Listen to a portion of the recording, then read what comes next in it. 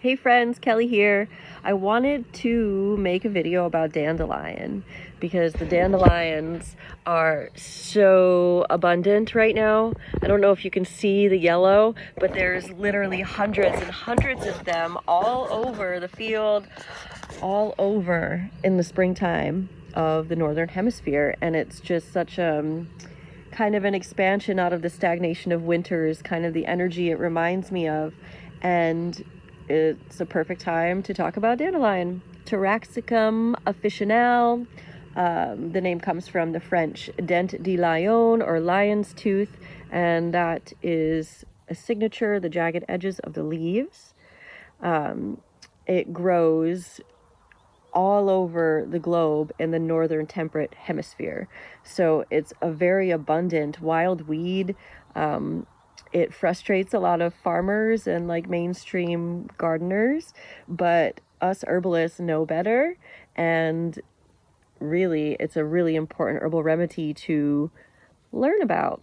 And I feel like sometimes as herbalists, we kind of overlook these more simple, abundant recipes.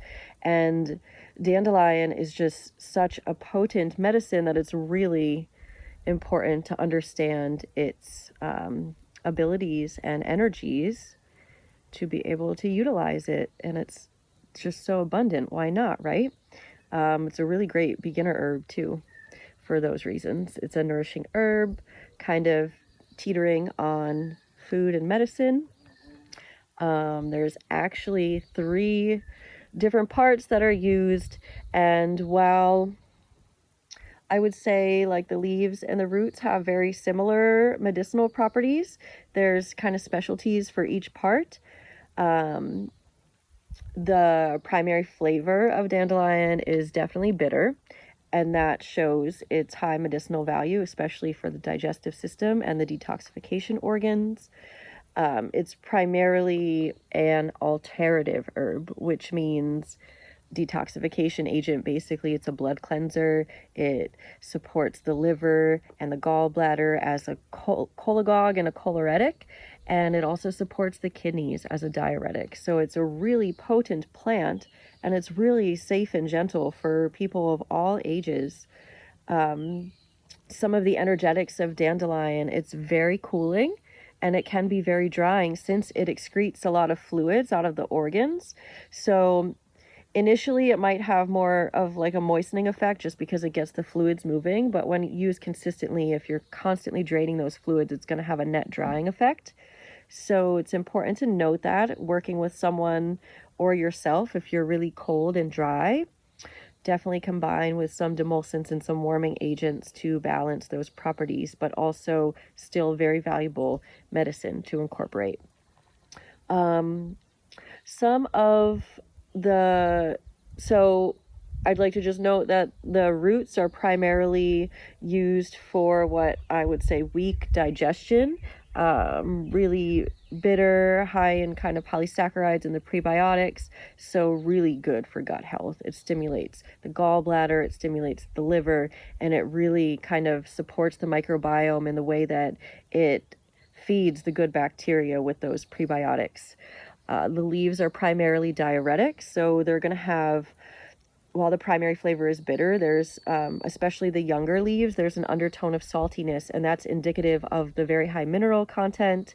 And as a diuretic, like drugs that are diuretics, pharmacological drugs, they really deplete potassium. So when you're given a pharmaceutical diuretic, they often give you potassium pills as well. But with dandelion and with a lot of our herbs, that's not necessary because it's really high in potassium. So it replenishes that as it kind of drains the kidneys. The flowers, just really good food medicine. You can make dandelion wine. We like to make dandelion fritters, just picking the flower heads and battering them and frying them up. Dandelion muffins. So lots of things you can do with the flowers. The leaves, just like nettle, the younger leaves are going to be the most nutritive and most palatable to eat as food. So just noting that once the leaves get big, the bitter is like whoosh, real bitter.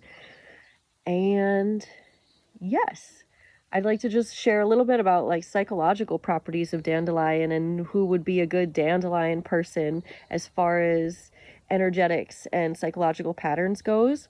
So when we think of stagnation in the gallbladder and the liver, we think of someone who's a little heated, just a little quick to respond with anger, unchecked anger, unexpressed anger. So these kinds of things that are stagnant, it's really a stagnation in the organs that can amplify those psychological patterns. So dandelion would be really indicative for someone who is expressing an overactive solar plexus and just really heated and kind of irritable and angry. And then also someone who's like really kind of low energy, stagnant in the mind, kind of heavy and depressed. I would also say that dandelion would be great here too, because it just really gets things moving and moves that stagnation and kind of clears things out and can be really supportive for those types of people. I love to combine with milk thistle for liver stagnation. I love to combine with cleavers for like lymphatic and diuretic properties. So really safe and simple plant to work with and to know about. Also some ruling kind of esoteric astrological properties. It's ruled by the planet Jupiter. While you may originally think the sun because of the bright yellow, Jupiter is the planet that rules the liver, the gallbladder, and bile. So the yellow flowers, actually a lot of plants that have that bright yellow, we think of Oregon grapefruit, yellow dockroot, some of these plants that have the bright yellow, they're really indicative to bile production and the liver and gallbladder. And dandelion is like that as well. And Jupiter is also expansive and light, and that's kind of the energies that it creates in the body. It removes the stagnation and opens pathways up and kind of just brings about this fogginess being cleared. So yeah, that's what I have to say about dandelion. I hope you guys enjoyed it.